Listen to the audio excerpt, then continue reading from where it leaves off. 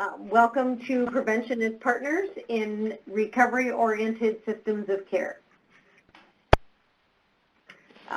This webinar is sponsored by the Great Lakes PTTC and is funded by SAMHSA. Because we're funded by SAMHSA, we need people to understand that the opinions expressed in this webinar are those of the speaker and may not necessarily be those of SAMHSA. We are funded under these grants, and today our webinar will be broadcast through your computer speakers, so please make sure that your speakers are turned up and on. There is no call-in number. We'll use the chat box underneath for you to ask questions. There will be a Q&A session after the presentation, and this webinar will be recorded and available on our Great Lakes PTTC website. Presentation slides as well as other materials will also be available. We do not offer CEUs for webinars. Our presenter today is Chuck Klevgaard. Chuck is our prevention manager for the Great Lakes PTTC. Chuck delivers training and technical assistance to support substance misuse prevention through the Midwest. Chuck has supported communities and health agencies as they adopt evidence-based practice, alcohol, opioid, and other substance misuse programs or policies. Chuck also serves as the prevention manager, for the PTTC. He earned his BSW from Minnesota State Moorhead, and he is a certified senior prevention specialist through the Illinois Certification Board. And we are excited to have you, Chuck. So I'm going to turn it over to you. All right. Good morning, everyone. I'm excited to see the interest in ROSC. I can say that this has been an issue for many of us here in the Midwest for prevention, exploring sort of what this means for our side of the continuum. So know that today I'm largely going to talk about this through the lens of prevention.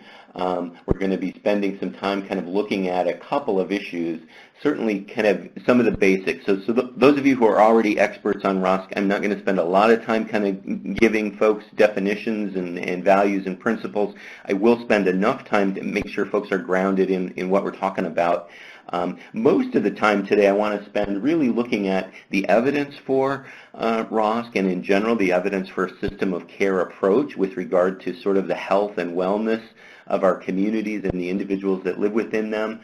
We're also going to spend a fair amount of time looking at the issues for enhancing or expanding a system of care approach that includes heavy emphasis on resilience. I think that resilience has always been part of the transformation and the system of ROSC, and I think that that's where I see some unevenness across the country with regard to where is that emphasis and resilience and how has that been addressed in different ways. So we're going to spend a lot of time talking about resilience.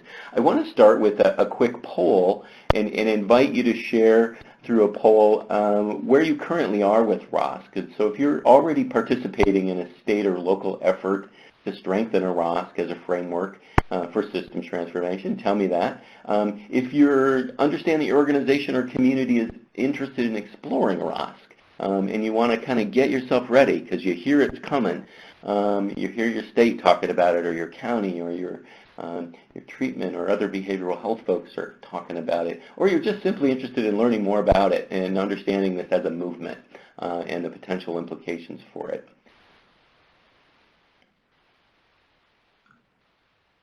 Awesome, and I clearly see folks are checking more than one. Perfect. It looks like a lot of folks just interested in learning more about the movement, a fair amount of folks already engaged. So this promises to be a really rich conversation today through the chat. In terms of those of you that are already working within this framework, it will certainly sound familiar to you, and hopefully it'll give you some perspectives about how to strengthen and expand the ways in which we think about resiliency and sort of community wellness in that sense. So thank you. You can close the poll. I thank you, those of you who participated. Again, with that in mind, I'm going to spend some time again looking at the issues of how to really focus on what this movement is about. So in terms of some definitions, there are a number of definitions that some of you might be already familiar with. Certainly, we'll spend a lot of time kind of defining kind of what are the subtle ways that we can talk about ROSC, giving you some talking points to make sure that you represent clearly what this is about. Most folks talk about ROSC as a person-centered way to build on strengths and resiliencies, in particular working at the community level. Always been an emphasis on health and wellness and the quality of life for those at risk for alcohol and drug problems. Again, that sounds to me like a definition for a lot of the prevention work that we do. So I think one of the major misconceptions I think a lot of folks in the field of prevention have is that it's solely about recovery and that it's about treatment. Hopefully by the end of this hour you will have a clear sense that it is much more than that and that it's always been a much greater emphasis. I want to give you a little quick couple blurbs about historically why we use this terminology about transformation and why we talk about ROSC as a framework.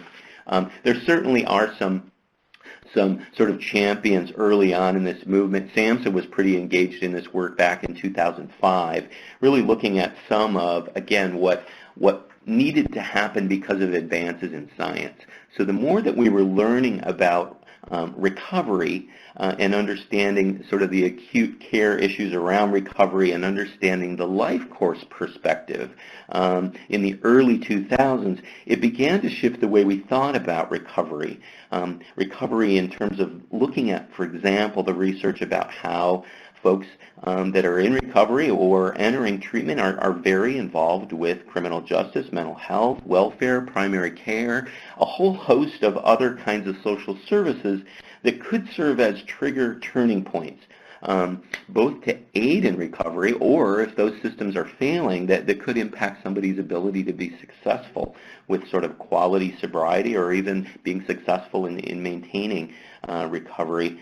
A lot of what's in ROSC is really built on an element of public health approach, a conceptual model. Again, it really is about the entire spectrum of services and with again, an emphasis on recovery as an organizing construct.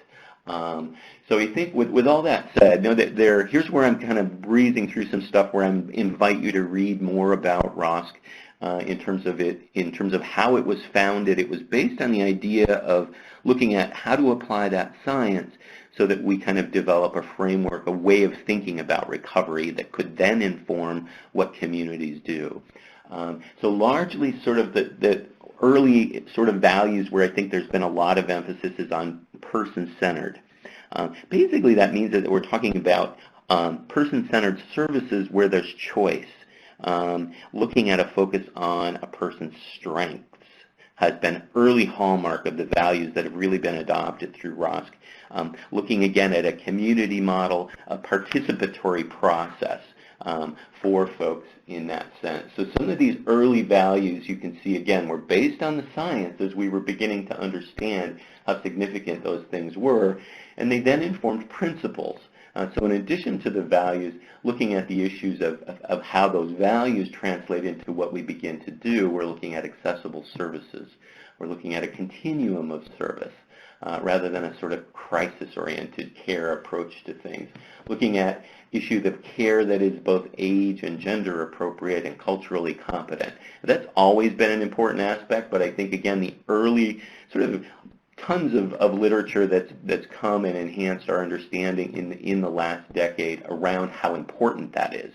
What a huge difference it makes if you have culturally competent approaches to service and care and to building belonging in a community and how far that goes to really create health and wellness. So using folks' natural supports is a big part of that. So that sort of, again, is the nutshell of what is it. What are we talking about? And again, it's a transformational approach. It's based on values, it's built on principles, and it's all evidence-based science. Now, other things happened in the last 2 decades that I think really informed why this momentum of sort of a recovery advocacy and ROSC itself took off. So healthcare reform certainly a part of that. So some of you may know, and again, sort of going back, looking at the emphasis on sort of whole health in some of the transformations that have occurred, looking at an emphasis on enhancing infrastructure, looking at issues around understanding chronic illness and recovery process as a long-time journey. So some of this early work around healthcare reform, mental health transformation, these are again sort of documents as well as movements that were happening at the same time as the recovery advocacy movement. One of the more recent and probably significant sort of issues that's happened for us has been the children's behavioral health movement, sort of a focus on resilience. Now this comes in a number of ways. It was certainly part of the new Freedom Commission on Mental Health, the IOM work as it evolves, the Institute of Medicine, and the World Health Organization, all emphasizing huge advances in the way that we understand children's behavioral health issues. So know that that's now informing and shaping and sort of tweaking or sort of moving even further down the road the folks who are involved in ROSC in terms of looking at how do we apply some of those same values and principles to look at the strengths that children possess, to look at collaboration across system and sectors for children's mental health and well-being. Again, thinking about needs and strengths and implementing services. So similar to recovery-oriented systems, the strengths of individuals and resilience promoting services is becoming a term, and we'll talk about what that means and how you can kind of build on that. It's deeper than a sense of resiliency and involves more looking at a different set of science. Some of you are familiar with certainly the Institute of Medicine, the Continuum of Care that we use in prevention for really the last decade has been something that you see almost every prevention presentation. Somebody will throw up that continuum of care. And so that really informed our work in a lot of different ways over the years. So this newest report, which I'll talk a little bit more, because I think this is also beginning to shape how we think about systems of care. So this is that continuum we're all super familiar with, and the 2009 version looked at the spectrum of sort of mental, emotional, behavioral interventions, looked a lot at sort of mental health, physical health, being inseparable, interdisciplinary issues, coordinated community systems were all sort of the hallmarks of that sort of shift in the way that we think about prevention.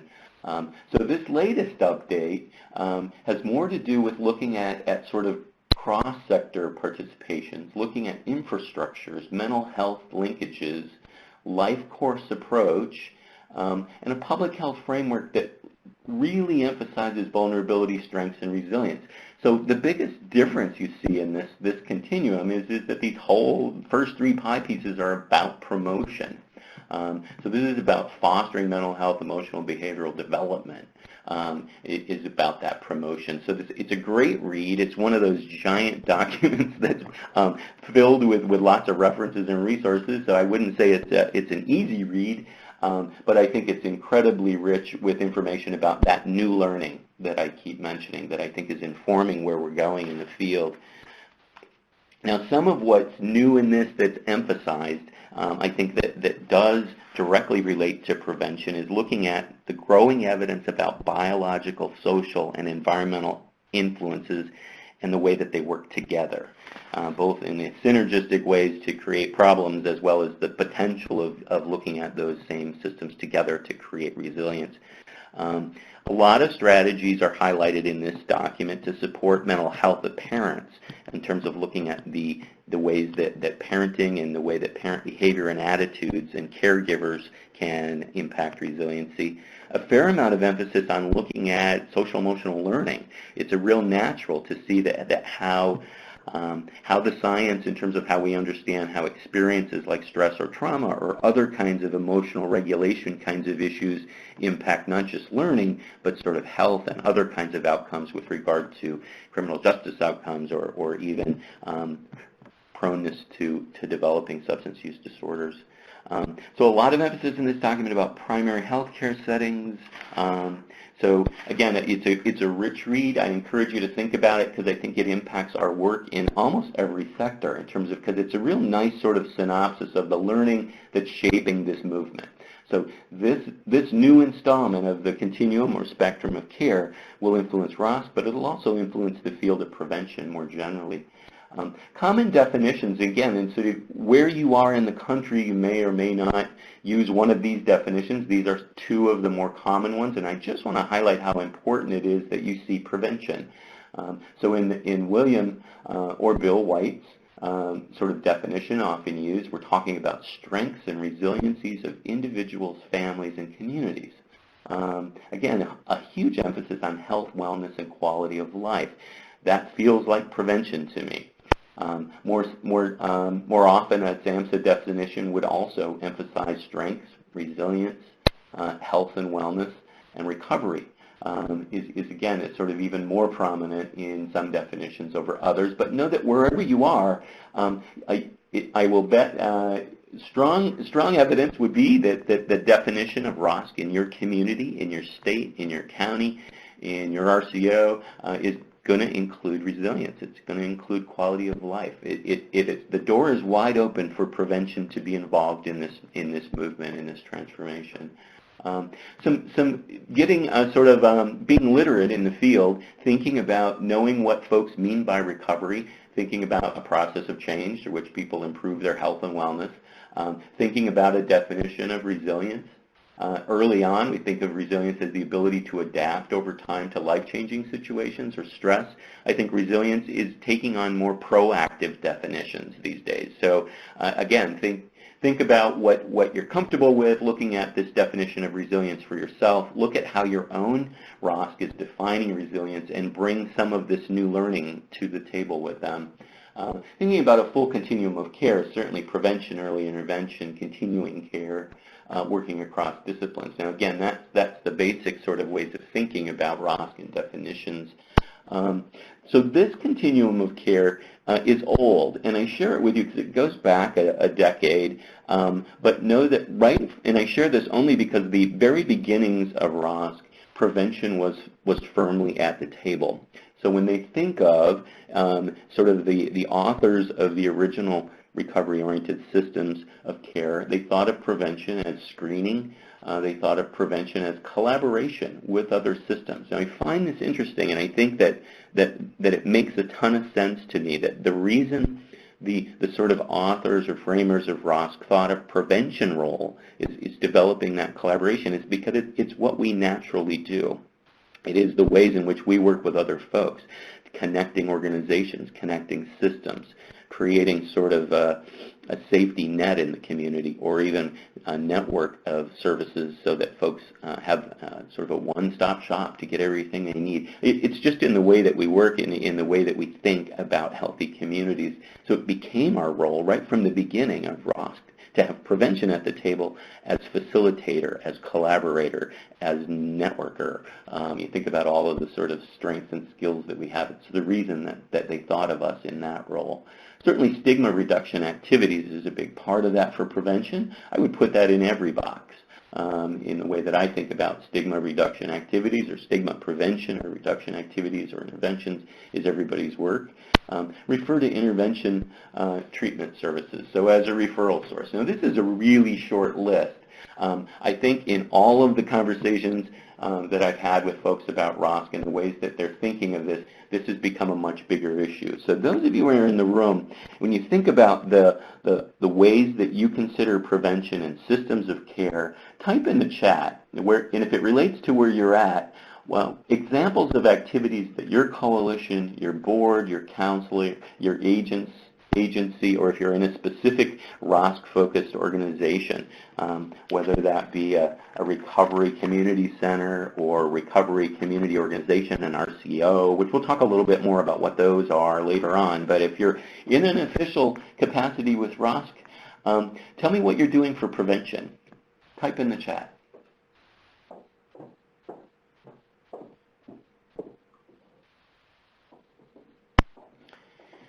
There we go. I see the chat box is open in there.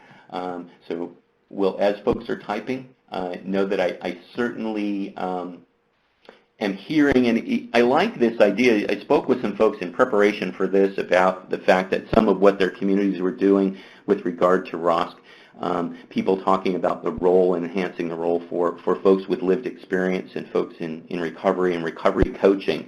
And a number of folks identified to me that they were doing resiliency coach training.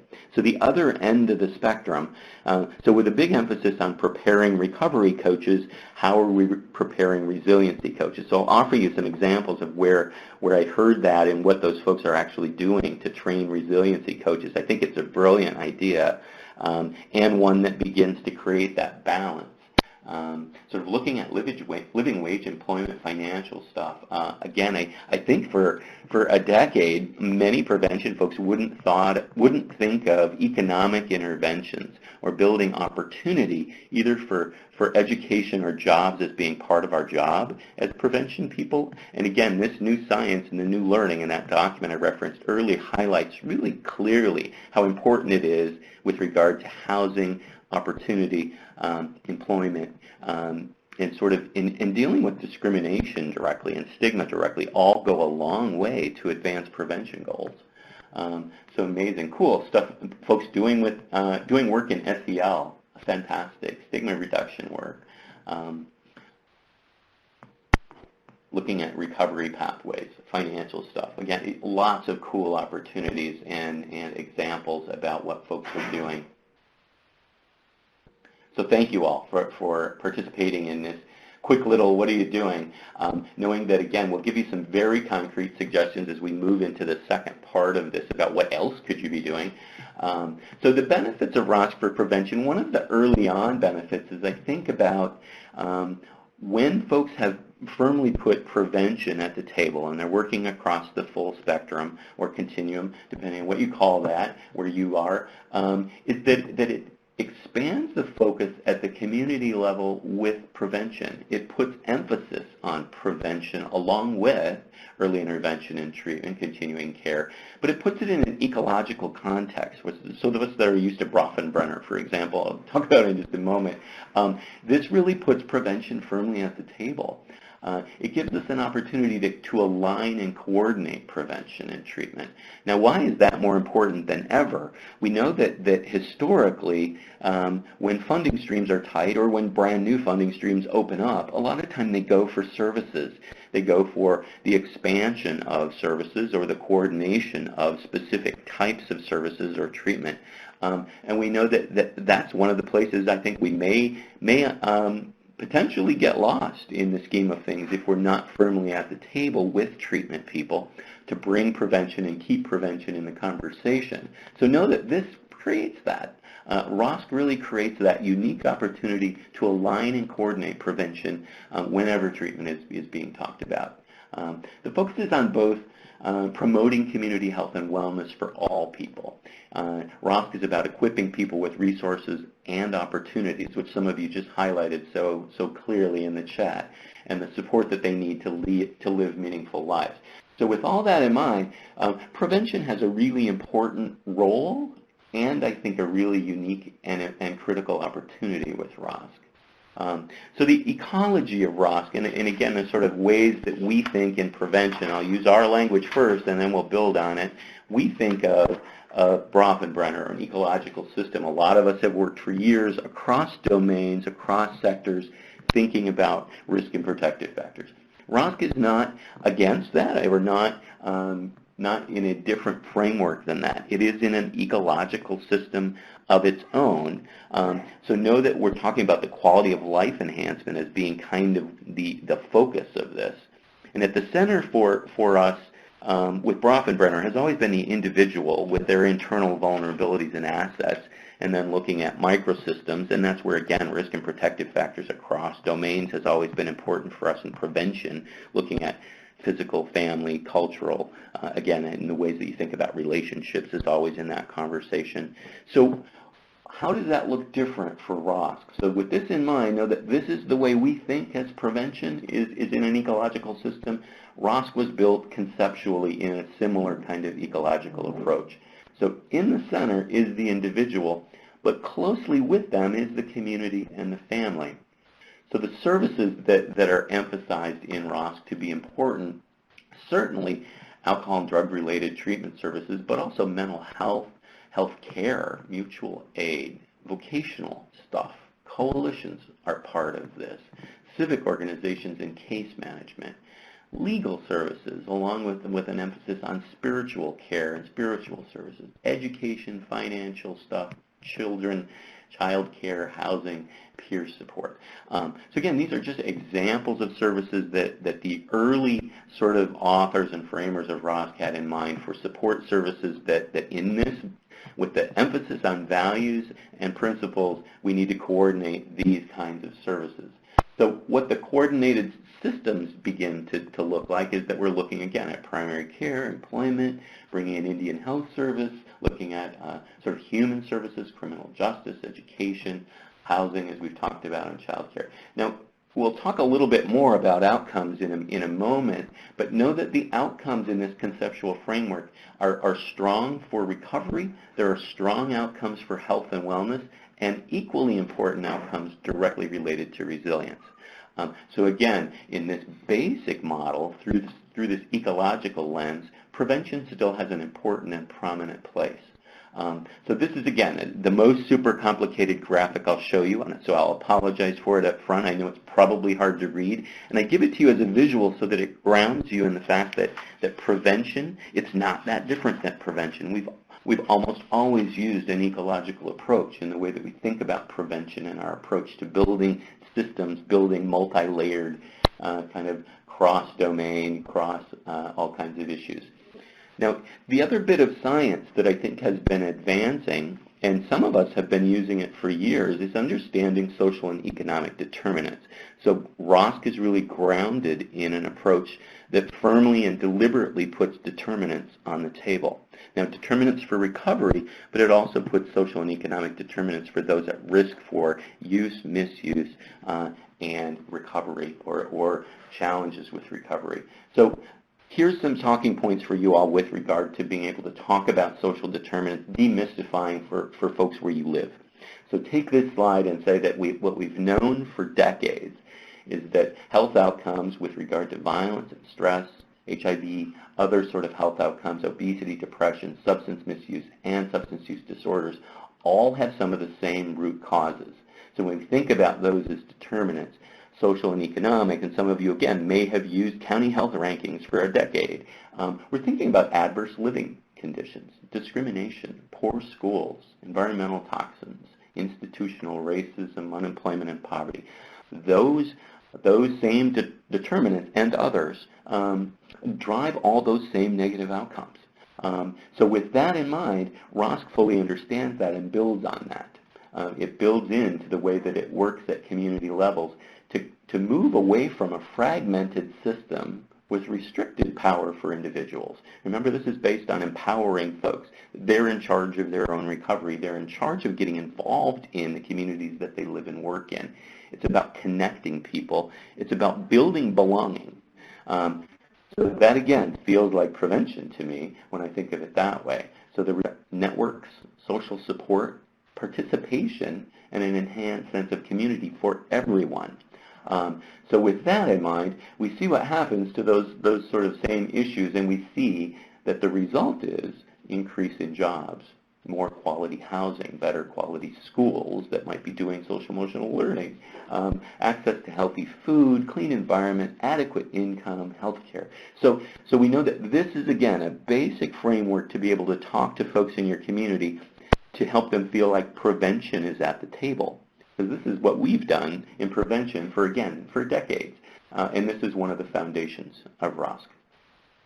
So when you think about a system of care, a lot of folks in prevention will immediately move to the issue of treatment or rehab as being what the focus is. And while that is certainly a piece of this, clinical care is among many other emphasis of ROSC. And I would say overwhelmingly with the individual in the center, it's the individual, it's all individuals. I don't think of this model as just being the person in recovery as the only beneficiary or focus of a ROSC. The primary focus of ROSC, when you read the literature and fully understand it, it's about community life.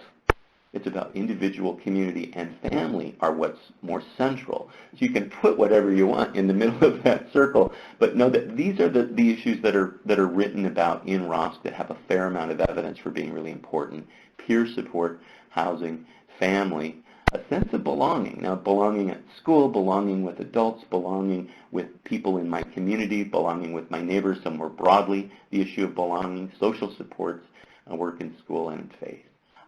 So if those are really key targets for a ROSC in terms of creating or transforming a health in a community, that feels very much like prevention to me. Lots of evidence, and the document I'm highlighting here is filled with, again, a sort of 100 pages of looking at the evidence for ROSC, what we know from the research.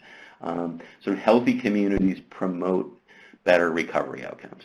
Now, so again, I think that we've always known that. We as prevention folks would have said that, sort of again, decades ago. At the beginning of ROSC, we would have said, of course they do. Whereas now the literature is clear that the more you can create healthier, strong, connected communities, the more folks have better outcomes with regard to recovery.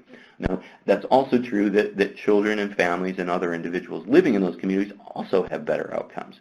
So productive environments are nurturing of recovery, creating that sort of networking, supporting people as they come out of treatment. Long-term stability, again, the sort of emphasis on life term of issues. There's also evidence for the principles themselves. So as you look at and read different documents that emphasize the principles that ROSC is based on, that many pathways to recovery. We know that in communities that have lots of options that vary based on how that person, how that individual, how that family needs to enter recovery and how they respond to different types of treatment and different ways of getting sober and getting into recovery. So it's on a continuum of health and wellness, supported by peers and allies, lots of evidence in this newest research. Recovery is strength-based, outcome-driven, and a reality. Now that, again, lots of evidence for recovery itself in the science, looking at the importance of it directly addressing discrimination and transcending shame and stigma, critically important. So why we emphasize that and why folks have put so much work around the issues of understanding discrimination or even health equity as being a focus for treatment and prevention, dealing with issues like gender bias in healthcare, critically important to substance use and misuse prevention, also important to substance use, folks with substance use disorders, individuals. So recovery is about rejoining, rebuilding life in the community and a system that's anchored in the community. So these are great talking points when you talk to prevention folks. So now that we've kind of looked at the issues of systems of care, in terms of looking at it from ROSC, I want to kind of back into and look at what does this look like for children's behavioral health. This is, again, the sort of looking at one more angle on the same sort of system of care. Now, this evidence is much older. So we've looked at evidence for systems of care way back in the 80s and 90s. It was just updated in the 2010. It was updated again even more recently in terms of looking at the evidence for children's behavioral health.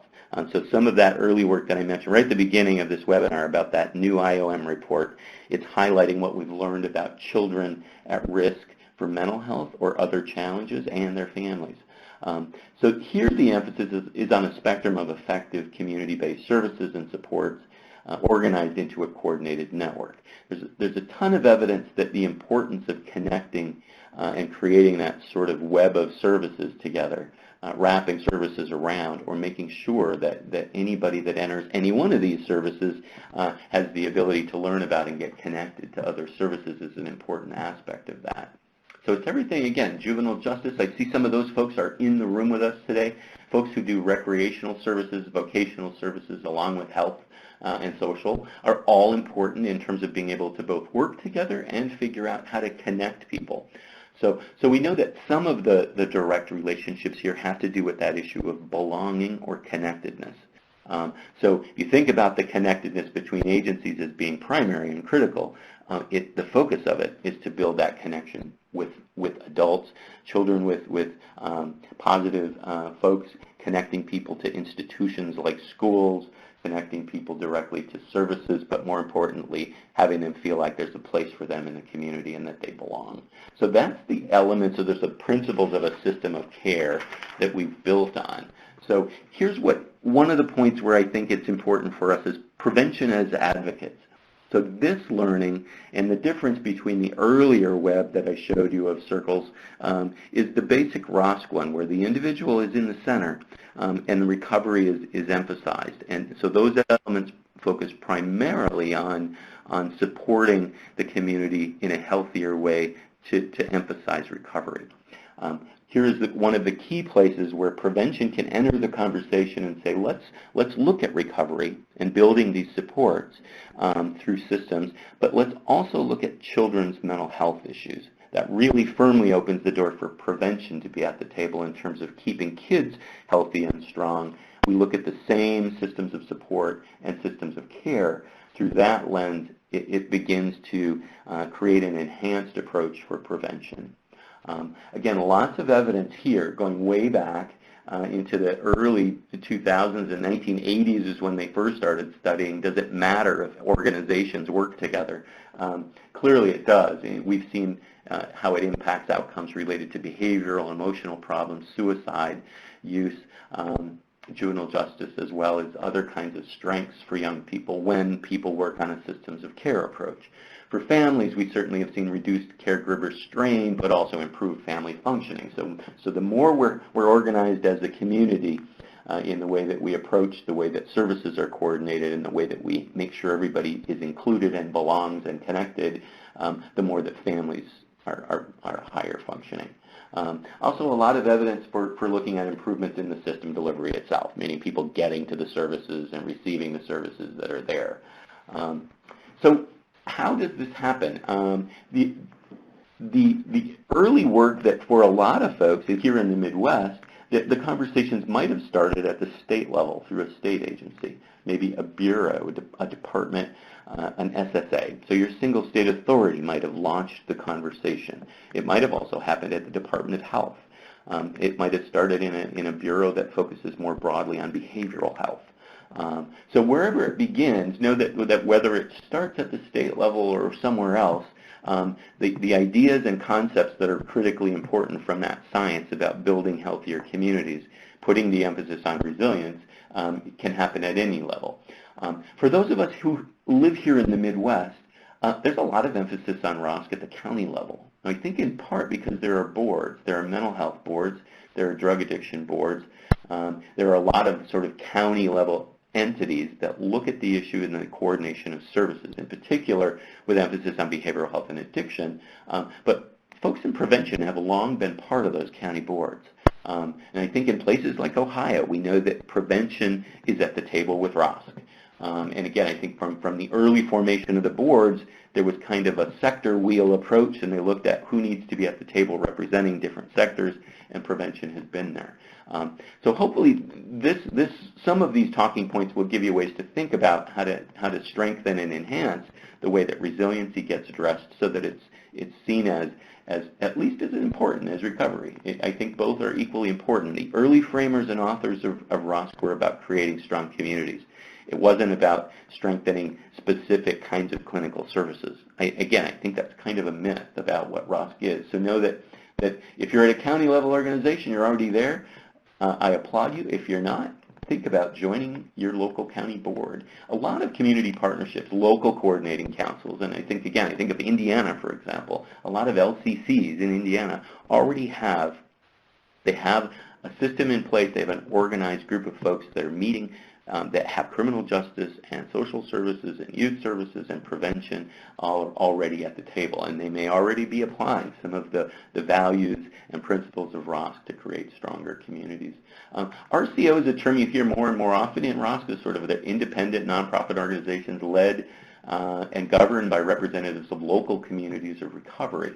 Now, an RCO in that case may be an organization that's working to create and enhance recovery-oriented systems of care. I want to say, before I jump into that, whether there's an RCO or other organizations, the authors of ROSC were really clear to say that that they want to make sure that nobody is excluded from participating in a ROSC. They didn't ever want ROSC to be thought of as a group, meaning it's these 10 people or it's these 40 people who convene once a month and they're part of a formalized structure. That kind of goes against the way that ROSC is supposed to work. So know that while in some cases I'm defining for you what ROSC groups are called, or people that are working on these issues are called, they're meant to be open systems. They're systems of transformation based on values and principles. So you hear that a lot, and it's intended to be that way so that people didn't feel excluded. Remember, if you're going back to that social determinants tree, inclusion and belonging, nobody should be disenfranchised from being part of a conversation. I think prevention has a really important voice in the conversation. I think one of the most important roles where we've worked hard in the organizations that I work in to figure out one of the roles that we can play for sure, even if I don't sit in an RCO or I'm not on an LCC or a county board working on ROSC, one of the things that's really critical we can all do is be myth busters about ROSC. So what is it? Have that basing talking points. You've heard me say a dozen times already, it's a framework to guide system transformation. Help people get that. It intervenes earlier in the progression of the disease. That's prevention. Reduces harm caused by use. That's prevention. Promote good quality of life, community health and wellness for everybody. And it's a concept that allows growth and development of recovery-oriented systems. So some of the myths where I think we can dispel misperceptions or misunderstandings about what ROSC is not, it's not a model. It's not a curriculum in a box that you buy it and you move through the 12 sessions. It isn't a rigid model. It's based on, again, a lot of science and more about that, again, that framework. And it's not only focused on the integration of recovery support services.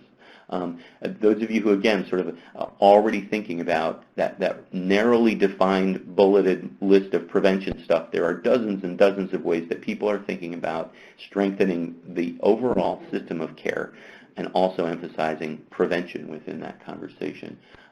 It's not a new initiative. ROSC has been around a long time. So again, remember that meeting I mentioned at CSAT at SAMHSA had was way back at the beginning of the 2000s. So a lot of folks are further along with this transformation. So people are in very different places here in the Midwest where I work. But know that it's certainly not a new thing. It's not meant to take the place of prevention. It's not meant to take position of prevention. It's not meant to take money from prevention. So these are the kinds of things that, again, you could be amazingly important to dispel. It's not an organizational entity. You heard me talk about that a moment ago. It's not a closed network of support or services. Really incredible roles that ROSC can play. So here's kind of the talking points to move you into the next phase of where are you with ROSC. Most important, if I sit in a prevention coalition, job one for me is to become literate in the full continuum. And what I mean by that, the full spectrum. Understand what recovery terminology is about. What does it mean when somebody says person with lived experience? What is MAT? What's naloxone or daltrexone? Get yourself really comfortable with. You don't have to become a pharmacologist or an expert in clinical services to know what those things are and why they're valuable. So you're hearing, again, one of the things I mentioned, becoming literate in types or pathways to treatment. The reason that's important is because we know that makes for stronger communities. So in stronger communities, meaning health outcomes, behavioral outcomes, substance use outcomes for those folks in my community. So the more pathways there are. So do I become an advocate for the fact that there should be multiple ways for people to get into recovery and lots of ways for people to get into any kind of social services or other kinds of services or other kinds of activities or opportunities in my community? So get literate in the full continuum. Embrace the concept that the community is healthier if we all do better. So know that that's certainly been true, and there were sort of a lot of early work decades ago about the fact that we all do better when we all do better. So know that that's a concept. Get comfortable talking about. Why should I spend my limited time and resources to focus on one sort of aspect of my community or one population within my community? It is because the healthier all the individuals in my community are, the more likely it is that my kid's going to be healthy, that my relationships with my own sort of neighbors are going to be stronger, have a better quality of life for everybody is enhanced if we take care of everybody. Again, I feel like that's a hallmark of ROSC is built on that. So work to build an understanding. So all of the conversations we are just having now have with folks. Work to create a sense of community for everybody. Promote a system of care that goes beyond the ROSC model. So again, as a prevention person, bring that child behavioral health focus to the table. Bring the sort of beyond the sort of recovery supports aspect of things, and bring in a greater sense of resiliency support. So I don't say that as an indictment of everyone on the call, that you're not doing resiliency. You might be. A lot of the communities that have reached out to me about ROSC have had the goal of trying to figure out how to get more resiliency work at the table, how to get more of an emphasis on that side of the spectrum. So again, if you're doing that, I applaud you, and fantastic. If you're not, know that I'm going to give you some great ideas and suggestions for how to enhance the resiliency side of the world.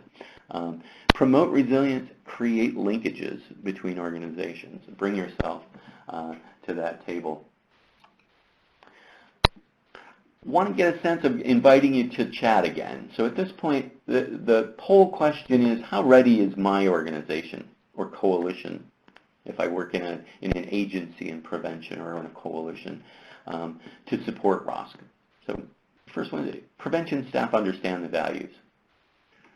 Prevention staff understand the benefits of change, the consequences of business as usual. And that means all of the sort of, if we just treat treatment as a discrete system or treatment service that's available to folks, and they come and go into it, and it isn't about creating a stronger, healthier community to support it, that there are consequences for that. And those consequences are for everybody, not just the person who is entering recovery. Prevention staff are willing to commit to and champion ROSC. Prevention staff believe that there are sufficient resources to support ROSC. Here's again that argument where I think that in recent years I hear increasingly from prevention folks a lot of anxiety about what's happening with prevention with regard to funding. In most spheres, in terms of federal funding changing the emphasis, we've known for decades that an emphasis on a single drug never makes any sense. We know that prevention should be emphasized as looking at some of those more basic evidence-based approaches to strengthening communities has always been foundational for us. So note again, dispel that, but again, know that if that's some of where we are, it's going to suggest some readiness issues for you. Like what you're seeing, lots of folks saying that prevention staff are willing to commit and champion ROSC. That's fantastic. Benefits of change, lots of emphasis there. Those of you who feel like, again, you're A and D, that you have folks that may or may not be ready to support it because they don't know about it, see yourself as the educator about what ROSC is. Certainly take this presentation. Some of you have even better ones that go deeper dive into values and principles, into some of that evidence and research. You know that this is a way to kind of take that message for you.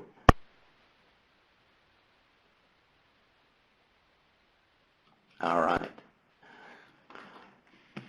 Other questions? Just want to open the floor at this point. We're at the top of the hour, and kind of use this time together to kind of talk about what questions do you have.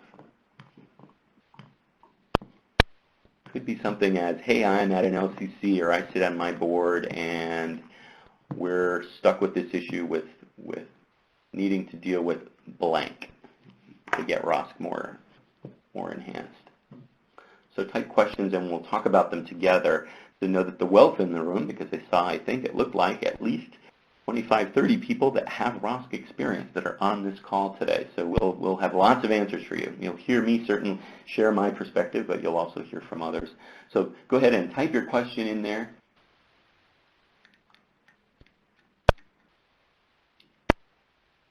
Thank you, Christine. I appreciate that. I mean, a long prevention person, I can tell you my initial resistance to ROSC was that it used the word recovery. I love some places in the country have substituted recovery for the word resilience, and I think there's been pushback about that. But why not use both? Why not say sort of recovery resiliency-oriented systems of care. So I love that. I think that again, that pushback has come in so many fashions, and I can tell you I was in that pushback a decade ago, saying, I don't like this. I don't know what this is about. Where is this coming from? Who wrote this?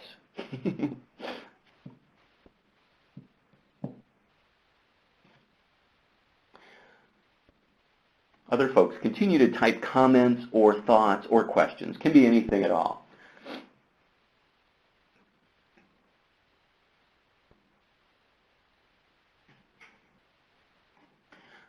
Sarah, lots of emphasis on stigma reduction activity. We did a webinar earlier. You can find that in the archives. I believe it's up there. Anna Marine would probably weigh in on that we have stigma reduction webinar that we did, and we even looked at some state-level examples here in the Midwest. Lots of good resources about the evidence for stigma in terms of the evidence-based strategies, as well as what communities are doing. We're about to kind of begin to launch a more heavy resource emphasis page within the Great Lakes PTTC, so that folks can kind of have a one-stop shop to look at stigma, whether you work in healthcare prevention or working in a rural setting, or whether you work in criminal justice or law enforcement, all the different ways. So we'll send you that, Sarah. I'll make sure that you get those stigma reduction references and resources.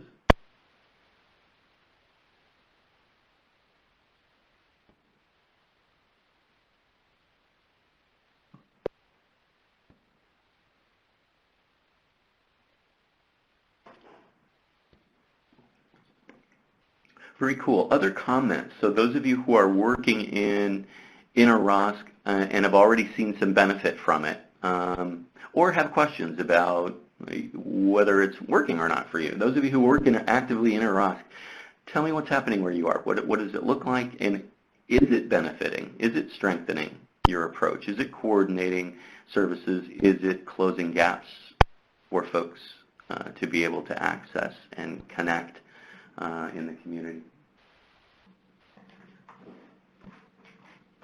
Great question about recovery coaches. I think, again, that when you look at individual ROSC plans, they vary greatly in terms of the ways that recovery coaches are engaged. I think that as ambassadors for ROSC itself is one of the ways that happens, representing on organizations the importance of focusing on housing and supports and opportunity, all of those kinds of issues. I think that recovery coaches, again, one of the cool ways I see that recovery coaches playing a role is as an ambassador to ROSC.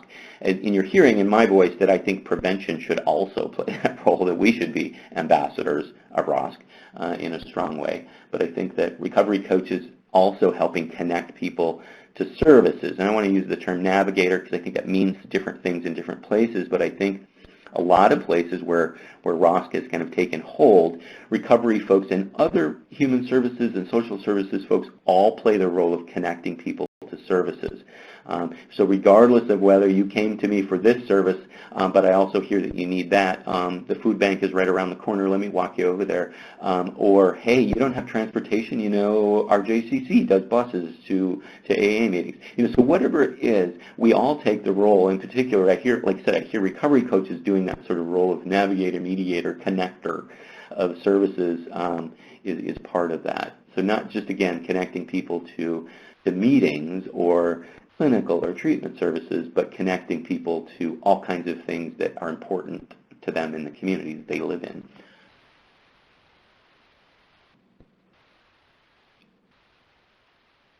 Love the idea of recovery high school. Tanya, I come from Massachusetts where there have been 2, and I think now 3 recovery high schools in a concept that is working, is about supporting that in so many ways. Love that idea as well. I think that kind of service and pathway connects to so many of the principles and values that ROSC is founded on.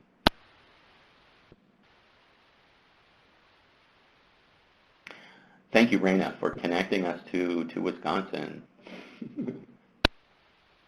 Nice to see so many familiar names in the system. I appreciate you all joining today. There is a handout that I'm not sure if that can be brought up in terms of as a download now. There is what's called a file share pod where you can download this document. It includes what is a recovery-oriented system of care. It's going to link you to a lot of the documents, including everything we referenced today has a link to the actual document where you can get it as a PDF. It gives you those basic definitions that you can share with others. It's a whole host of activities that are examples of things that RCOs do. So whether you're in a recovery community organization, whether you have a different format for ROSC or a different place that ROSC transformation happens, issues like Rally for Recovery or recovery advocacy toolkits, community listing forums, life and recovery surveys. Now, that all said, those have traditionally always been offered as ROSC activities. Here's where I think it's important for prevention to bring in different kinds of examples. Within that same handout is a toolkit for expanding a system of care. Now that toolkit comes from the National Technical Assistance Center for Children's Mental Health at Georgetown University. It is an incredibly rich document that looks at exactly how do you bring this broader system of care approach to focus on children's mental health and families into the conversation. So that's an amazing toolkit. It's 200 pages long because it's loaded with different tools. There's also a great action guide that comes from Millikan School of Public Health. It's got 4 tools in it that has to do with broadening your network, addressing policy and systems issues, specifically about creating stronger communities through looking at systems and policy. Also, that slide set is referenced there, the one that Ann just posted about in terms of the preventing the spread of stigma, changing attitudes and terminology slide set is listed on this handout as well. Community Resilience Learn and Tell Toolkit by the RAND Corporation is another fantastic way to give you ideas and opportunities, worksheets, different ways that you can bring resilience to the table. And again, you hear me saying that a lot because, again, I think that if, in fact, in some places here in the Midwest, if ROSC took off without prevention firmly at the table, they may not even understand all the different ways that we can think about resiliency. You know, one of the things I think a lot about in more recent days, I mentioned to you earlier, and I just didn't want to post it earlier, is the notion of training resiliency coaches. I'll give you those references now. I think that the idea of training folks not just to work with individuals on resiliency, but somebody who understands how do you build a trauma-informed system, whether you're in a school or an agency or a community segment like criminal justice or law enforcement, how do you build trauma-informed systems and look at it through the lens of things like toxic stress and ACEs, but also building frameworks for resiliency itself, so that there's somebody in the community who's been trained in all of this terminology but understands the evidence-based approaches and strategies for building resilience within the context of community, and have a coach that does that. They sit on your coalition, but they also do outreach, and they're ambassadors for resilience. So some cool places where I've seen where people are getting training for coaches, resiliency coaches. And again, I know most of you probably already know about resources for recovery coaches, but also incredibly important.